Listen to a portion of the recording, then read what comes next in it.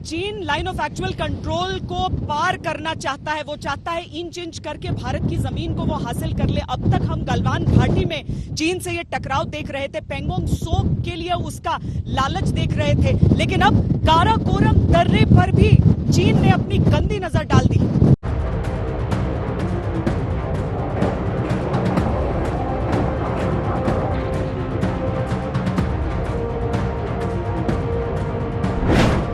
गलवान घाटी से आगे चीन की साजिश, पेंगोंग त्सो झील के पार चीन की खूनी चाल।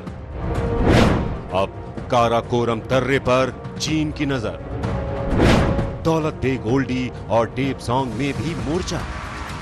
एक खास जानवर की दुम सीधी हो सकती है, लेकिन चीन की फितरत नहीं। वो समझौते तोड़ देता है, वो बातचीत करता है और उसको उसी वक्त भुला देता है।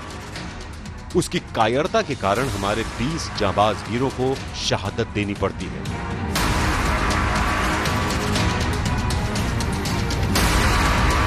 और अब वो गलवान वैली और पेंगोंग त्सो झील से आगे भी नए कैंप और अपनी गाड़ियों के लिए ट्रैक बना रहा है। गलवान के इलाके में थोड़ा पीछे गया है तो चीन का मूवमेंट और मोबिलाइजेशन ऑफ ट्रुप्स को मद्देनजर रखते हुए शक होता है कि चीन की नीयत कुछ और है। जिस तरीके से डेप्सांग प्लेन में और डेमचौक के इलाके में उसकी हरकत देखी जा रही है, ये साफ जाहिर होता है कि चीन कहता कुछ और है और करता कुछ और है। इस चीज को मद्देनजर रखते हुए हमें हर हमेशा तैयार रहना चाहिए। गलवान घाटी से लेकर पेंगोंग त्सो झील तक मुंह की खाने के बाद चीन ने दूसरे इलाकों में भी अपनी काली नजर लगा रखी है। आज तक को सूत्रों से यह जानकारी मिली है कि चीन की नजर काराकोरम दर्रे पर लगी है। काराकोरम में घुसपैठ करने की कोशिश में लगा है चीन। इतना ही नहीं, दौलत बेग ओल्डी और डेपसोंग सेक्टरों में नया मोर्चा खोलना चाहता है। चीन भारतीय सेना को पेट्रोलिंग करने से रोक रहा है। पेट्रोलिंग पॉइंट 10 और 13 पर चीन रुकावट डालने में लगा है। इतना ही नहीं, वो हथियारों और सैनिक गाड़ियों का काफिला भी खड़ा कर रहा है। और मैं समझता हूं कि सेना इनको मुंह तोड़ जवाब देगी, चाहे वो अभी स्टेलमेट हो पेंगोंग त्सो पे, गलवान पे, या फिर आगे कोई और परिस्थिति उभर के आए जहां पर चीन अपनी चाल चले। मैं समझता हूं सेना बिल्कुल सक्षम है और हम उसका जवाब बखूबी देंगे।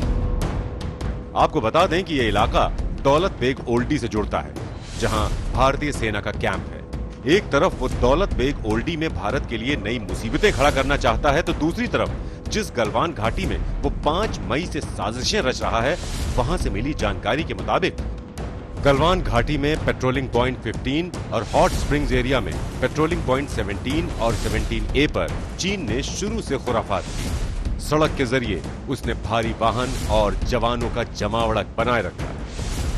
फिंगर 4 और इससे जुड़े इलाकों में भी चीन जवानों की तैनाती बढ़ाने में लगा है। चीन ने पीछे के इलाकों में सुखोई लड़ाकू विमानों की भी तैनाती कर रखी है।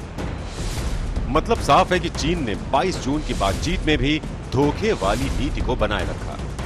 हालांकि वो गलवान घाटी में 1 किलोमीटर पीछे भी हट गया।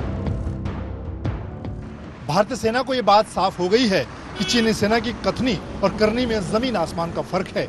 सेना प्रमुख जनरल मनोज मुकुंद नरवणे के लेह दौरे के बाद चीनी सेना गलवान के कुछ इलाकों में अपनी कुछ टुकड़ियों को पीछे हटने की बात कर रही है, जबकि दूसरी तरफ दौलत बेग ओल्डी इलाके में चीनी सेना अपनी तैनाती को और मजबूत बना रही है। ऐसे में भारतीय सेना चीन के खिलाफ किसी भी मोर्चे पर अपनी सैन्य तैयारियों में कोई कोर कसर नहीं छोड़ना चाहती।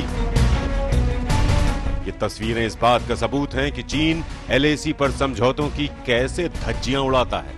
15 जून को हमारे सैनिकों ने अपनी जान पर खेलकर जिस चीनी कैंप को तहस नहस कर दिया था, ठीक एक हफ्ते बाद 22 जून को पेट्रोलिंग पॉइंट 14 पर चीन ने 4 टेंट खड़े कर दिए, दीवार और इन्फेंट्री गन अलग से।